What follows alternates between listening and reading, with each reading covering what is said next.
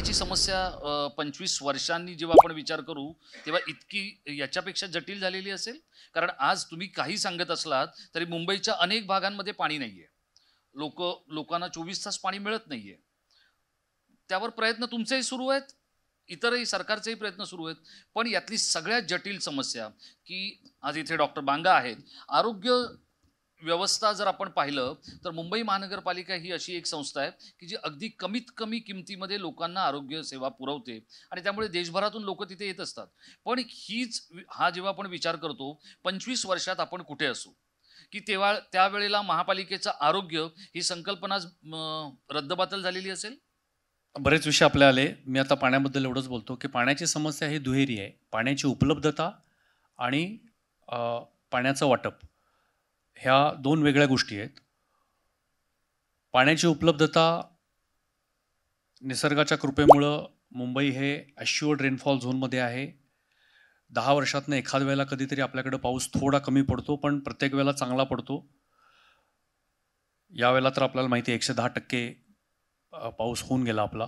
तर पाण्याची उपलब्धता हा आपल्याला सुदैवानं अजून हा प्रश्न नाही आहे. आज देखील आपली सगळी धरणं 99% भरलेली आहेत.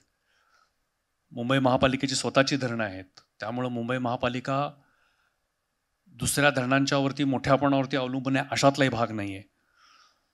मुंबई महापालिकेचे पहिले जे काही नियोजक होते, अधिकारी पदाधिकारी, महापौरांपासून त्यावेळचे नगर नियोजक जे असतील, त्यांनी सगळ्यांनी विचार करून हे अत्यंत नियोजनबद्ध पद्धतीनं धरणापासनं जे आपण ग्रॅव्हिटीनी पाणी आणतो त्याच्यावरचं ट्रीटमेंट, मुंबईच्या ह्या ग्रॅव्हिटीचा अत्यंत चांगला उपयोग ह्या पाण्याच्या व्यवस्थापकांनी करून घेतलेला आहे.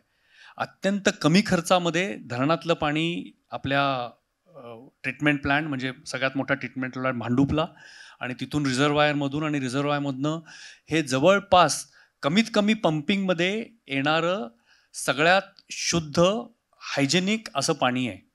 म्हणजे आपण आज नळाचं पाणी प्रत्यक्ष पिऊ शकतो. आपण पित नाही ह्याची वेगवेगळी कारणं आहेत, पण ते पिऊ शकतो अशी परिस्थिती आहे. त्याच्यावरती आपल्याला मिनरल वॉटर करणे, घरामध्ये उकळून पिण्याची देखील काही पावसाळ्याचे दिवस सोडले तर गरज पडत नाही.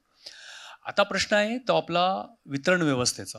वितरण व्यवस्था ही सातत्यानं दुरुस्ती आणि देखभाल करायची व्यवस्था आहे.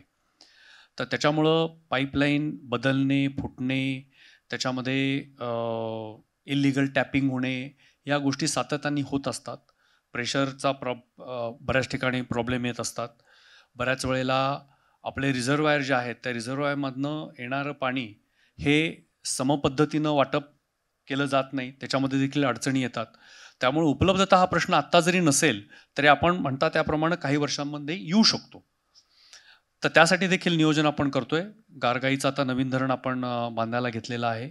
त्याच्यानंतर क्षारीकरण प्रकल्प म्हणजे डिसॅलिनेशनचा प्रकल्प आपण तो देखील करतोय.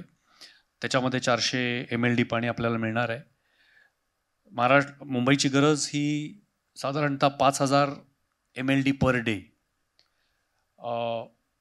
आता 5000 MLD म्हणल्यानंतर आमचे UPSCच्या विद्यार्थ्यांना एकदम लक्षात नाही येणार, कारण तर 5000 MLD म्हणजे एक पवई तलाव. तर एक पवई तलाव आपण प्रत्येक दिवशी फस्त करतो. गलगलीची बरोबर आहे, त्यांचा अभ्यास जास्त आहे. तर थोडक्यात एवढं पाणी, प्रचंड पाणी आपल्याला लागतं आणि तेवढं पाणी आपण पुरवतो. आता बऱ्याच ठिकाणी ज्या ठिकाणी अनधिकृत वस्त्या झालेल्या आहेत, इल्लिगल टॅपिंग आहे, काही ठिकाणी आमच्या वितरण वाहिनी जीर्ण झालेल्या आहेत, त्या बदलाव्या लागतात, त्या फुटतात. तर हे प्रश्न आहेत. पण हे जास्त करून ऑपरेशन अँड मेंटेनन्स ONMचे प्रश्न आहेत, उपलब्धतेचे नाही. उपलब्धता हा प्रश्न राहील असं मला वाटत नाही. आज तर नाही आहे, पण पुढच्या 25 वर्षात पण नाही. पण नियोजन केलंच पाहिजे, त्याचं देखील नियोजन केलं पाहिजे. पण उपलब्धता हा प्रश्न राहील असं मला वाटत नाही.